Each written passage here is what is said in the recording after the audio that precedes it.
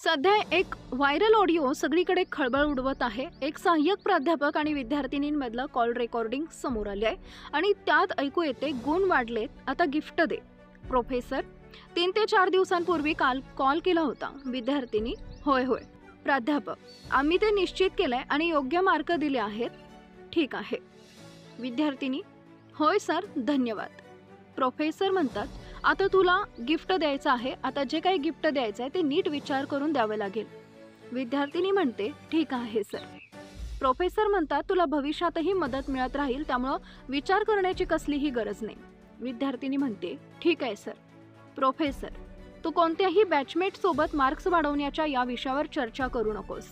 विद्यार्थिनी ठीक आहे। प्रोफेसर हे तुझ्याकडेच ठेव, काम संपलं आहे। विद्यार्थिनी ठीक आहे। प्रोफेसर वाढलेले मार्क एखाद्या दिवशी ग्रुपवर शेअर करेन। विद्यार्थिनी ओके सर, धन्यवाद। विद्येच्या मंदिरात अशी व्यवहाराची भाषा, मार्क्ससाठी गिफ्ट, भविष्यात मदतीचं आमिष, हे सगळं कुठं नेऊन ठेवणार आहे आपल्या शिक्षण व्यवस्थेला?